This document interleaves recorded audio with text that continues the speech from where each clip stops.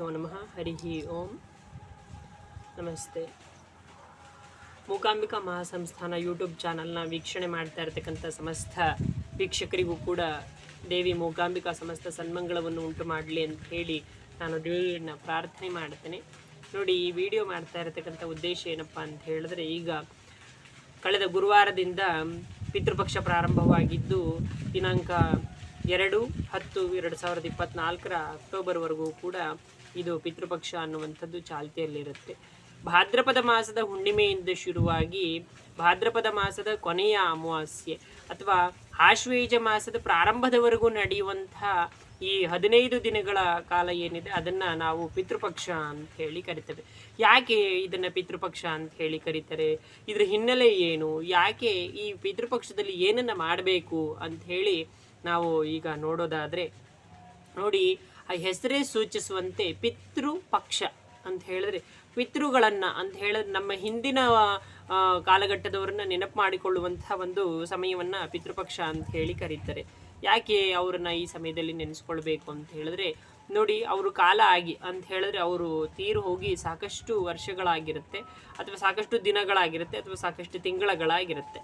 So ಅವ್ರನ್ನ ಈ ಒಂದು ಮಾಸದಲ್ಲಿ ಅವ್ರನ್ನ ನೆನಪಿಸ್ಕೊಂಡು ಅವರ ಹೆಸರಿನಲ್ಲಿ ಬಂಧು ಬಳಗದವರಿಗೆ ಊಟವನ್ನು ಹಾಕಿ ಅವರ ಭಾವಚಿತ್ರಗಳನ್ನು ಇಟ್ಟು ಅಥವಾ ಅವ್ರನ್ನ ನೆನಪಿಸ್ಕೊಂಡು ಅವರ ಸಮಾಧಿಗಳ ಹತ್ರ ಹೋಗಿ ಅವರಿಗೆ ಪೂಜೆಯನ್ನು ಮಾಡಿ, ಮನೆಯಲ್ಲಿ ಏನನ್ನು ಮಾಡಿರ್ತೇವೆ ಅದನ್ನು ಅವರಿಗೆ ಭಕ್ಷ್ಯಗಳನ್ನು ಇಟ್ಟು ಅವರನ್ನು ನೆನಪು ಮಾಡಿಕೊಂಡು ಅವರಿಗೆ ಧೂಪವನ್ನು ಹಾಕುವಂಥ ಕೆಲಸವನ್ನು ಈ ಒಂದು ಮಾಸದಲ್ಲಿ ಮಾಡಲಾಗ್ತದೆ.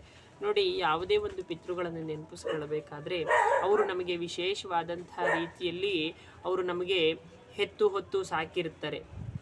ಸೊ ಅಂಥವ್ರನ್ನು ನಾವು ಈ ಮಾಸದಲ್ಲಿ ನೆನೆಸ್ಕೊಳ್ಳುವಂಥದ್ದು ಅದು ಬಹಳ ಒಳ್ಳೆಯದಾಗ್ತದೆ. ಹಾಗಾಗಿ ವಿಶೇಷವಾಗಿ ಏನಪ್ಪ ಅಂತ ಹೇಳಿದ್ರೆ, ನೋಡಿ, ಈ ಮಾಸದಲ್ಲಿ ನೀವು ಏನು ಅವರನ್ನು ನೆನಪಿಸ್ಕೊಂಡು ಅವರಿಗೆ ಧೂಪ ದೀಪಗಳನ್ನು ಹಚ್ಚಿ ನೀವು ಮನೆಯಲ್ಲಿ ಏನನ್ನು ಮಾಡಿರ್ತೀರಿ ಅದನ್ನು ನೀವು ಅವರಿಗೆ ಇಟ್ಟು ಪೂಜೆಯನ್ನು ಮಾಡೋದ್ರಿಂದ ಬಹಳ ವಿಶೇಷವಾದಂಥ ಒಂದು ಅನುಕೂಲವನ್ನು ಅಥವಾ ಇದನ್ನು ನೀವು ಪಡ್ಕೊಳ್ಬಹುದು.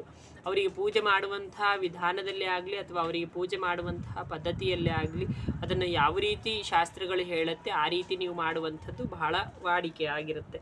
ಹಾಗಾಗಿ ಏನಿದೆ ನಿಮ್ಮ ಶಾಸ್ತ್ರಗಳಲ್ಲಿ ಆ ರೀತಿ ಮಾಡುವಂಥದ್ದು ಪದ್ಧತಿ. ಹಾಗಾಗಿ ಆ ರೀತಿಯನ್ನು ನೀವು ಮಾಡಿದರೆ ಬಹಳ ಒಳಿತುಂಟಾಗ್ತದೆ. ಈ ಮಾಸದಲ್ಲಿ ಯಾವುದೇ ಒಂದು ಒಳ್ಳೆಯ ಕೈಂಕರ್ಯಗಳನ್ನು ಮಾಡಲಿಕ್ಕಾಗಲ್ಲ. ಯಾಕಂತ ಹೇಳಿದ್ರೆ ಈ ಮಾಸವನ್ನು ಪಿತೃಗಳಿಗೆ ಅಂತಲೇ ಮೀಸಲಿಟ್ಟಿರೋದ್ರಿಂದಾಗಿ ನೀವು ಯಾವುದೇ ಕಾರಣಕ್ಕೂ ಕೂಡ ನೀವು ಒಳ್ಳೆಯ ಕೆಲಸಗಳನ್ನು ಮಾಡಲಿಕ್ಕಾಗಲ್ಲ. ಏನು ಮದುವೆ ಸಮಾರಂಭಗಳಾಗಿರ್ಬಹುದು, ಅಥವಾ ಮನೆಗೆ ಹಾಲು ಕುಸ್ಲಿಕ್ಕಾಗಿರ್ಬೋದು, ಅಥವಾ ನಾಮಕರಣಗಳಾಗಿರ್ಬೋದು, ಅಥವಾ ಸೀಮಂತ ಮಾಡೋದಾಗಿರ್ಬಹುದು, ಈ ರೀತಿ ಯಾವುದೇ ಶುಭ ಕಾರ್ಯಗಳನ್ನು ಕೂಡ ನೀವು ಮಾಡಲಿಕ್ಕಾಗಲ್ಲ. ಯಾಕೆ ಅಂತ ಹೇಳಿದ್ರೆ ಈ ಸಮಯ ಅನ್ನುವಂಥದ್ದೇನಿದೆ ಅದು ಬಹಳ ವಿಶೇಷವಾಗಿ ಅವರಿಗೆ ಮೀಸಲಿಟ್ಟಿರೋದ್ರಿಂದ ಅದನ್ನು ಆ ಸಮಯದಲ್ಲಿ ಏನು ಅವ್ರಿಗೆ ಮೀಸಲಿಟ್ಟಿದೆ ಆ ಸಮಯದಲ್ಲಿ ಅವ್ರನ್ನೇ ನಾವು ಪೂಜಿಸಬೇಕಾಗತ್ತೆ. ಹಾಗಾಗಿ ಇದೇನು ಮಾಡಬಾರ್ದು. ಸೊ ನೀವು ಈ ಮಾಸದಲ್ಲಿ ಅವ್ರನ್ನ ಪಿತೃಗಳಿಗೆ ಪೂಜೆಯನ್ನು ಮಾಡಿ, ಯಾರ್ಯಾರು ಹೋಗಿದ್ದಾರೆ ಅವ್ರನ್ನ ನಾವು ಮರಳಿ ತರಲಿಕ್ಕಾಗಲ್ಲ, ಅವರ ಪೂಜೆಯನ್ನು ಮಾಡಿ ಅವರನ್ನು ನೆನಪಿಸ್ಕೊಳ್ಳುವಂತಹ ಒಂದು ಕಾಲ ಇದು ಪಿತೃಪಕ್ಷ. ಹಾಗಾಗಿ ಈ ಸಮಯದಲ್ಲಿ ಅವರಿಗೆ ಪೂಜೆಯನ್ನು ಮಾಡಿ ನೀವು ಅವರಿಂದ ಅನುಗ್ರಹವನ್ನು ಪಡೀರಿ ಅಂತ ಹೇಳಿ ನಾನು ನಿಮಗೆ ಹೇಳಲಿಕ್ಕೆ ಇಷ್ಟಪಡ್ತೇನೆ. ಹಾಗಾಗಿ ಈ ಪಿತೃಪಕ್ಷದ ಮಾಸದಲ್ಲಿ ನೀವೆಲ್ಲರೂ ಕೂಡ ಅವರ ಪೂಜೆಯನ್ನು ಮಾಡಿ ಅವರ ಆಶೀರ್ವಾದಕ್ಕೆ ಭಾಜನರಾಗಿ ಅಂತ ಹೇಳಿ ನಾನು ನಿಮ್ಮನ್ನು ಹೇಳ್ತೇನೆ. ಮತ್ತು ಯಾವುದೇ ಒಳ್ಳೆಯ ಕಾರ್ಯಗಳನ್ನು ಮಾಡಬಾರ್ದು. ನಾನು ಮತ್ತೆ ಹೇಳ್ತೇನೆ, ಯಾವುದೇ ಒಳ್ಳೆಯ ಕಾರ್ಯಗಳನ್ನು ಮಾಡುವಂತಿರಲ್ಲ. ಆಗ ಬೆಲ್ಲದ ದೀಪ ಹಚ್ಬೋದಾ ಅಂತ ಹೇಳಿದ್ರೆ, ನೀವು ಹಿಂದೆನೇ ಶುರು ಮಾಡಿದ್ದರೆ ಖಂಡಿತ ಧಾರಾಳವಾಗಿ ಹಚ್ಚಬಹುದು. ಅಥವಾ ಈಗ ನೀವು ಹೊಸದಾಗಿ ಶುರು ಮಾಡುತ್ತೀರಿ ಅಂತ ಹೇಳಿದ್ರೆ ಪಿತೃಪಕ್ಷದ ಮಾಸದಲ್ಲಿ ಅಥವಾ ಪಿತೃಪಕ್ಷದ ಸಮಯದಲ್ಲಿ ನೀವು ಹಚ್ಚೋಂಗಿರಲ್ಲ. ಅದಾದ ಮೇಲೆ ನವರಾತ್ರಿಯಲ್ಲಿ ನೀವು ಬೆಲ್ಲದ ದೀಪವನ್ನು ಹಚ್ಚಲಿಕ್ಕೆ ಶುರು ಮಾಡ್ಕೊಳ್ಬಹುದು. ಆಮೇಲೆ ಶುರು ಮಾಡ್ಕೊಂಡ್ರೆ ಕಂಟಿನ್ಯೂಸ್ ಆಗಿ ಅದನ್ನು ಹಚ್ಕೊಂಡು ಹೋಗಬಹುದು. ಇನ್ನು ಯಾರೋ ಒಬ್ಬರು 16 ಸೋಮವಾರದ ವ್ರತವನ್ನು ತಿಳಿಸ್ಕೊಡಿ, ಮುಂದಿನ ತಿಂಗಳಿನಿಂದ ಮಾಡಬಹುದಾ ಅಂತ ಹೇಳಿ ಕೇಳಿದಿರಿ. ಧಾರಾಳವಾಗಿ ಮುಂದಿನ ತಿಂಗಳಿಂದ ನೀವು ಮಾಡ್ಕೊಂಡು ಹೋಗಬಹುದು. ಪಿತೃಪಕ್ಷದ ಮಾಸದಲ್ಲಿ ನೀವು ಮಾಡಲಿಕ್ಕಾಗಲ್ಲ. ನವರಾತ್ರಿಯ ನಂತರದಲ್ಲಿ ನೀವು ಧಾರಾಳವಾಗಿ ಮಾಡ್ಕೊಂಡು ಹೋಗ್ಬೋದಾಗಿದೆ.